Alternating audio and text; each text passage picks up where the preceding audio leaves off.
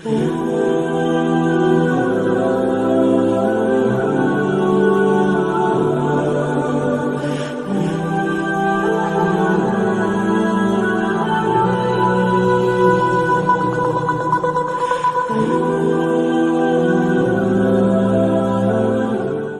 Number 34 سورۃ بقرہ، تفسیر آیت نمبر 63 اور 64 کی۔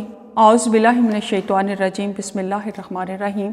لا الہ الا اللہ وحدہ لا شریک لہ، اللہ اکبر کبیرہ والحمد للہ کثیرہ، سبحان اللہ رب العالمین، لا حول ولا قوۃ الا باللہ العزیز الحکیم۔ رب ادخلنی مدخل صدق واخرجنی مخرج صدق واجعل لی من لدنک سلطانا نصیرا۔ ان الصلاۃ و نسکی و محیای و مماتی للہ رب العالمین، یا ربی لک الحمد کما ینبغی لجلال وجہک و عظیم سلطانک۔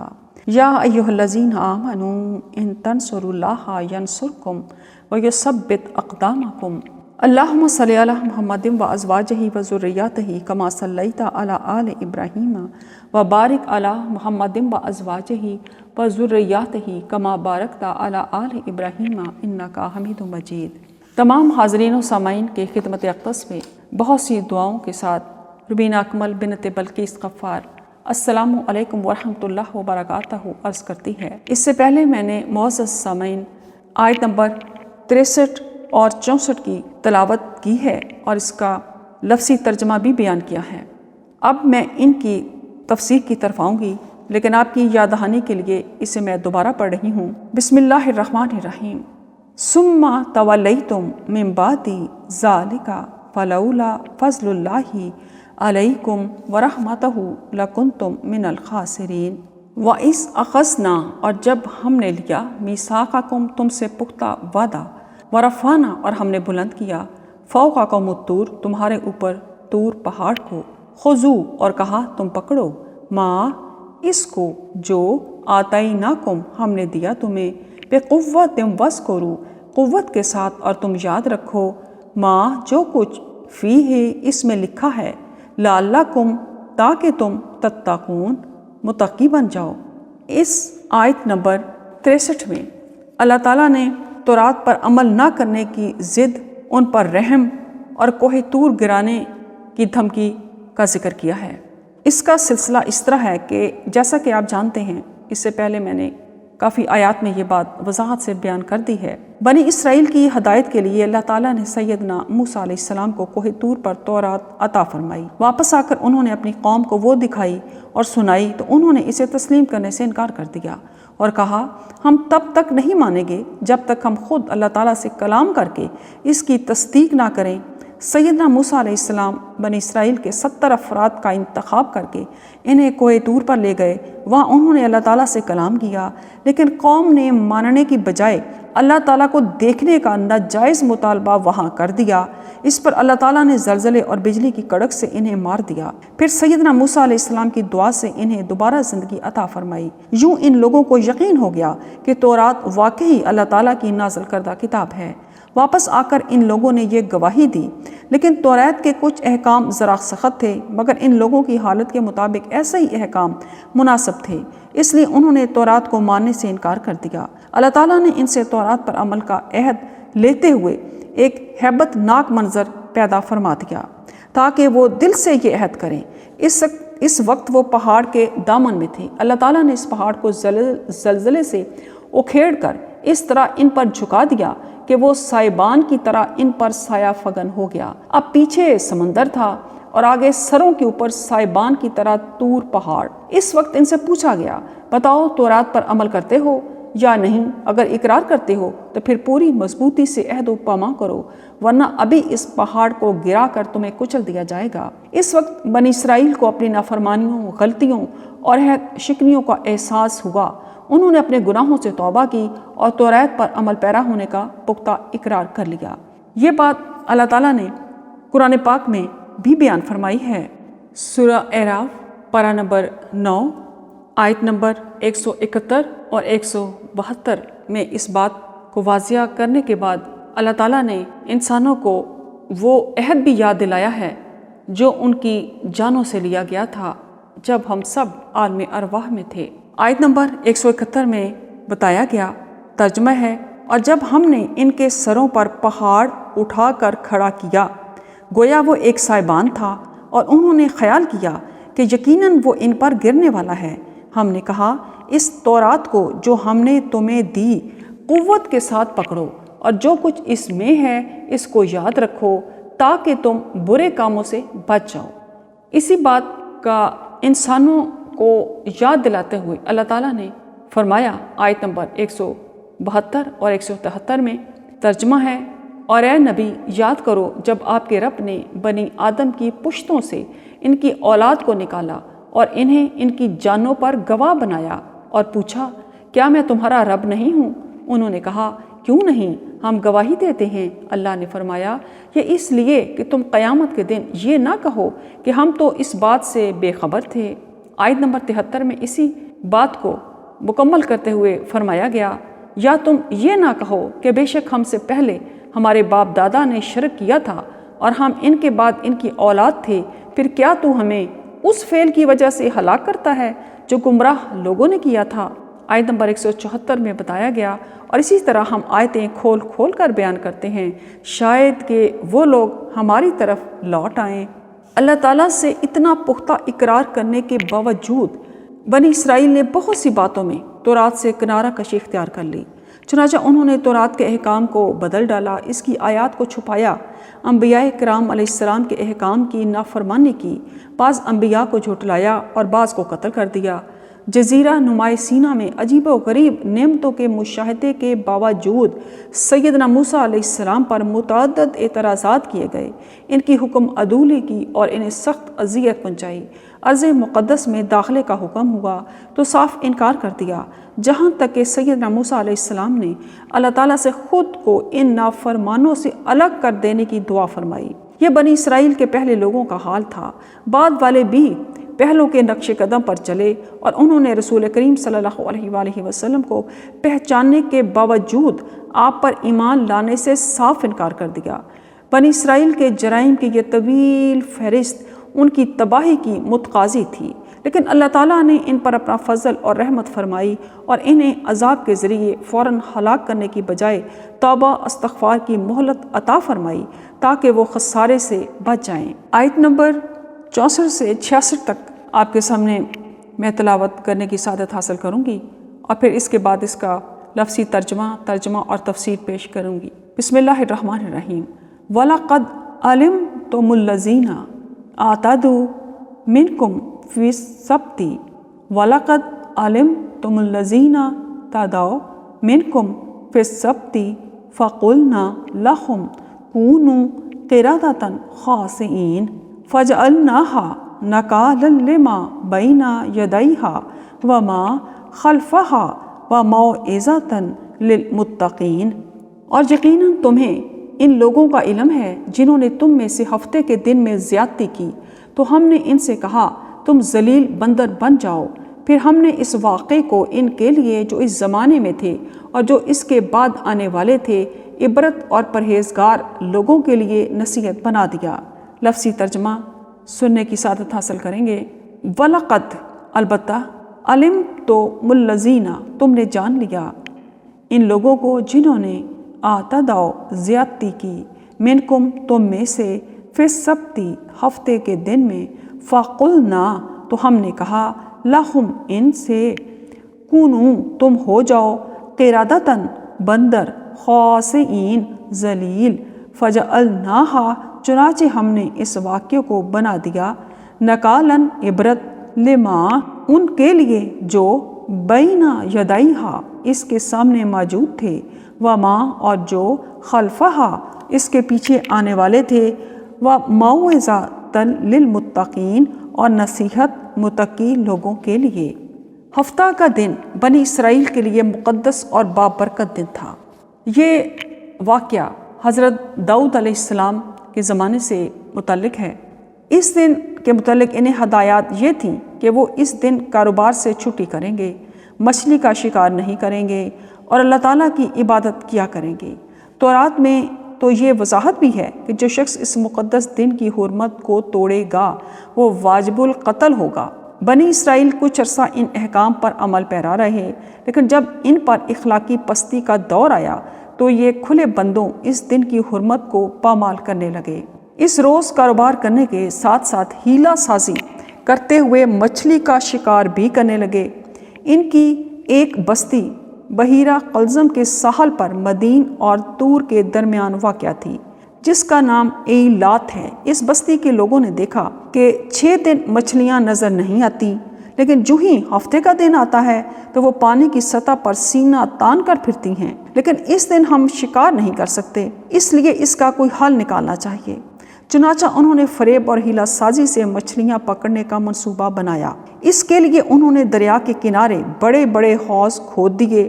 کچھ نے مچھلیوں کی دم سے رسی کو یا تار کو باندھ کر اس کے دوسرے سرے کو زمین پر گاڑ دیا۔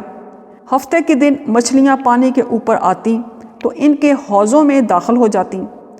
وہ دریا کی طرف سے ان کا راستہ بند کر دیتے اور اتوار کو انہیں پکڑ لیتے، یا جمعہ کے روز دریا میں جال لگا دیتے۔ ہفتے کے روز مچھلیاں اس میں پھنستی ہی رہتی اور اتوار کے دن یہ انہیں نکال لیتے۔ اس ہیلہ سازی پر اس بستی کے 3 گروہ بن گئے تھے۔ ایک وہ تھے جو ہیلہ سازی سے ہفتہ کے دن مچھلیوں کا شکار کرتے تھے۔ دوسرا گروہ وہ تھا جو اگرچہ نیک تھا لیکن ان کو اس برائی سے منع نہیں کرتا تھا۔ اس کی وجہ یہ تھی کہ یہ لوگ اپنی طرف سے پورا زور لگا چکے تھے کہ انہیں اس گناہ سے منع کریں، مگر ان کی ہٹ دھرمی اور ضد کے بعد ان سے مایوس ہو کر خاموش ہو گئے تھے اور ان پر عذاب الہی آنے کا انتظار کرنے لگے تھے۔ اور تیسرا گروہ وہ تھا جو ان کو ایسا کرنے سے منع کرتا تھا اور مسلسل منع کرتا رہا۔ جب ہیلہ سازوں کی ہیلہ سازی انتہا کو پہنچ گئی تو اللہ تعالیٰ کا عذاب آ گیا اور اللہ تعالیٰ نے ہیلہ سازوں کو انسانوں سے ذلیل بندر بنا دیا۔ معزز سامعین و حاضرین، اسلام میں ایک آیت آپ نے بھی سنی ہوگی کہ لا اکراہ فی الدین، دین میں کوئی جبر نہیں ہے، لیکن جو اسلام لا کر مرتد ہو جاتا ہے، آیات کو اچھی طریقے سے سمجھ لینے کے بعد اسلام کے خلاف کام کرنا شروع کر دیتا ہے تو وہ واجب القتل ہوتا ہے۔ لیکن جو کفر کی حالت میں لوگ ہوتے ہیں وہ واجب القتل نہیں ہوتے، کیونکہ انہوں نے اسلام کو قبول ہی نہیں کیا ہوتا، انہوں نے سمجھا ہی نہیں ہوتا۔ یہی وجہ تھی کہ اللہ تعالیٰ نے بنی اسرائیل کو بے شمار معجزات بھی دیے اور سب سے زیادہ نبی بنی اسرائیل کی طرف بھی بھیجے گئے، اور سب سے زیادہ نعمتیں اور احسانات بھی بنی اسرائیل پر ہی کیے گئے۔ تمام امتوں سے ان کو لاڈلا رکھا گیا، ان کو سب امتوں کے لیے امام بنایا گیا، ان کو معزز اور مہذب بنایا گیا تاکہ یہ تمام قوموں کی رہنمائی کر سکیں۔ تو اللہ تعالیٰ نے جو یہ مانگتے تھے اللہ تعالیٰ ان کو دیتا تھا۔ اس کے باوجود یہ اللہ تعالیٰ کے نافرمان ہو گئے۔ اللہ تعالیٰ کو سمجھ لینے کے بعد، توحید پر ایمان لانے کے بعد، انبیاء کو دیکھنے کے بعد، معجزات کو دیکھنے کے بعد تو یہ پھر غلط کاریوں میں چلے گئے، تو اللہ تعالیٰ پھر کیسے معاف کرتا؟ ایک آدمی سمجھتا ہی نہیں، وہ جانتا ہی نہیں، اس کی تو معافی ہو سکتی ہے، لیکن ایک وہ انسان جو سب کچھ سمجھ لینے کے باوجود اور آسمانی کھلی نشانیاں دیکھ لینے کے بعد بھی اپنے مفادات کے لیے، اپنی نفسانی خواہشات کے لیے، اپنی من مستیوں کے لیے اگر پھر وہ انبیاء کا قتل کرنا شروع کر دیتا ہے اور آیات کا کفر کرتا ہے اور ان کا مذاق اڑاتا ہے، تو اللہ تعالیٰ اس سے انتقام لیتا ہے کہ یہ اس لائق ہی نہیں کہ یہ میری نعمتوں سے فائدہ اٹھا سکیں۔ یہی بات بنی اسرائیل کے اس حد تک کہ اللہ تعالیٰ کا اتنا غضب ہوا کہ اللہ تعالیٰ نے ان کو بندر اور خنزیر بنانے کو کہا، تو یہ اس کی صرف یہی وجہ تھی کہ یہ سب کچھ دیکھنے کے بعد یہ لوگ مرتد ہو جاتے تھے اور بار بار شرارتیں کرتے تھے اور دوسروں کو بھی تنگ کیا کرتے تھے، تو اس لیے اللہ تعالیٰ کا جو غضب ان پر نازل ہوتا رہا۔ بنی اسرائیل کے یہ ہیلہ ساز اور احکام الہی کا کھلا مذاق اڑانے والے حقیقت میں بندر بنا دیے گئے تھے، تاہم ان کے دماغ تو وہی رہے، ان میں انسانی فہم و شعور موجود تھا۔ وہ ایک دوسرے کو پہچانتے تھے اور ایک دوسرے کو دیکھ دیکھ کر روتے تھے، مگر بیچارے کلام نہیں کر سکتے تھے۔ کچھ لوگ ان لوگوں کے حقیقی طور پر بندر بنائے جانے کا انکار بھی کرتے ہیں وہ کہتے ہیں کہ ان کی شکلیں تو انسانی ہی رہیں لیکن عادتیں بندروں والی بنا دی گئیں، مگر ایسا مفہوم نکالنے کی ضرورت تب ہے جب اللہ تعالیٰ کا انہیں بندر بنانا ممکن نہ ہو، یا پہلے ان کی عادتیں انسانوں والی ہوں اور اب بندروں والی بنا دی گئی ہوں، جبکہ ان کے تمام ہیلے ہی ایسے تھے جو سلیم الفطرت آدمی کر ہی نہیں سکتا۔ پھر یہ کہ ڈاروں کے تحقیقات پر یقین رکھنے والوں کے نزدیک بندر ترقی کر کے انسان بن سکتا ہے، تو اللہ کی نافرمانی کے نتیجے میں بطور عذاب انسان سے بندر کیوں نہیں بن سکتا؟ مزید یہ کہ بندر کو انسان بننا تو کسی نے نہیں دیکھا، جبکہ بے شمار انسانوں کو بندر بنتے ہوئے ہزاروں لوگوں نے دیکھا ہے، اور قرآن و حدیث نے اس کی تصدیق فرمائی ہے۔ لہٰذا درست یہی ہے کہ وہ لوگ حقیقی طور پر بندر بنا دیے گئے تھے اور پھر کچھ ہی دنوں بعد ہلاک کر دیے گئے تھے، کیونکہ جب کسی قوم پر صورتوں کے مسخ ہونے کا عذاب اترتا ہے تو پھر ان کو ہلاک کر دیا جاتا ہے، ان کی نسل آگے نہیں چلتی۔ نبی کریم صلی اللہ علیہ وآلہ وسلم کا ارشاد ہے، اللہ تعالیٰ جب کسی چیز کو مسخ کر دے، شکلیں بدل دے، تو نہ اس کے پیچھے رہنے والا کوئی ہوتا ہے اور نہ اس کی نسل چلتی ہے۔ بنی اسرائیل کے ان مسخ شدہ لوگوں کو اللہ تعالیٰ نے رہتی دنیا کے لیے عبرت و نصیحت کا سامان بنا دیا۔ انہیں ایسی سخت اور بھیانک سزا ملی کہ مدتوں نسل در نسل اس کا چرچا رہا اور لوگ اس کا تذکرہ سن کر ڈرتے اور لرزتے رہے۔ یوں اللہ سے ڈرنے والوں کے لیے یہ واقعہ ہے اور نافرمانوں کے لیے عبرت کا باعث ہے۔ عربی کی مشہور مثال ہے، غلام کو لاٹھی سے تنبیہ کی جاتی ہے اور شریف آدمی کو ملامت ہی کافی ہوتی ہے۔ اللہ تعالیٰ کا فضل و کرم بے پایاں ہے، اس کی رحمت اور فضل کسی طبقے اور نسل کے ساتھ خاص نہیں بلکہ نیک اعمال اور ایمان کے ساتھ مشروط ہے۔ جو بھی ان شرائط پر پورا اترے گا معزز حاضرین، وہ اس کے فضل و احسان کا مستحق ہوگا، چاہے وہ کسی بھی قوم اور نسل سے تعلق رکھتا ہو۔ نبی کریم صلی اللہ علیہ وآلہ وسلم اللہ تعالیٰ کے آخری نبی اور رسول ہیں۔ آپ پر ایمان لانا ہر ذی شعور پر فرض ہے۔ آپ صلی اللہ علیہ وآلہ وسلم کو تسلیم کیے بغیر انسان کا کوئی عمل نہ صالحہ ہو سکتا ہے، نہ بارگاہ الہی میں قبول ہو سکتا ہے، اور نہ ایسا شخص جنت ہی میں جا سکتا ہے۔ اللہ تعالیٰ کی جو حرمتوں کو پامال کرتا ہے اور ہیلوں سے انہیں حلال بنا لیتا ہے، وہ شرف انسانیت سے محروم کر کے حیوانیت میں دھکیل دیا جاتا ہے۔ پرہیزگار لوگ حقائق و واقعات سے آنکھیں بند کر کے نہیں گزر جاتے، بلکہ وہ ان سے نصیحت حاصل کرتے ہیں اور سزا یافتہ لوگوں کے انجام کو سامنے رکھ کر اس فعل بد سے بچنے کی تدبیر کرتے ہیں۔ کسی حرام کام کو ارتکاب کرنے کے لیے ہیلہ سازی کرنا یہود کا وتیرہ ہے۔ یہ روش بڑی خطرناک اور مہلک ہے۔ اس کی لت پڑ جائے تو آدمی معمولی ہیلوں سے اللہ تعالیٰ کی حرام کردہ چیزوں کو حلال سمجھنے لگتا ہے۔ علم کا حصول جس قدر ضروری ہے، اسی قدر اس پر عمل کرنا بھی ضروری ہے، کیونکہ علم کی حفاظت عمل کے ذریعے سے ہوتی ہے۔ جب عمل نہ ہو تو علم بھی ختم ہو جاتا ہے۔ عربی کا محاورہ ہے، عمل کے بغیر علم ایسے ہی ہے جیسے پھل کے بغیر درخت ہے۔ اللہ تعالیٰ مجھے، آپ کو اور قیامت تک آنے والے ہر ذی شعور انسان کو نبی کریم صلی اللہ علیہ وآلہ وسلم پر ایمان لانے کی توفیق دے، تاکہ ہم سب انسان جو جنت کے لیے بنائے گئے ہیں، جنت کو اللہ تعالیٰ کی رحمت اور فضل سے حاصل کرنے میں کامیاب ہو جائیں۔ صدق اللہ العظیم۔ صدق اللہم صلی علی محمد وعلی آل محمد کما صلیت علی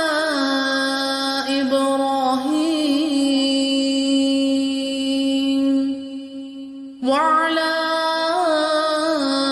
آل إبراهيم إنك حميد مجيد اللهم بارك على محمد وعلى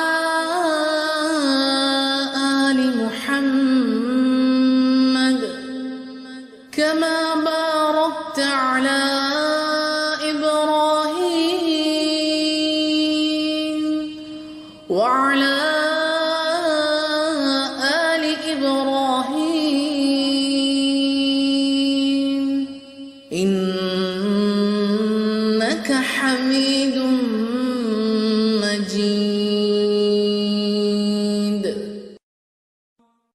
Oh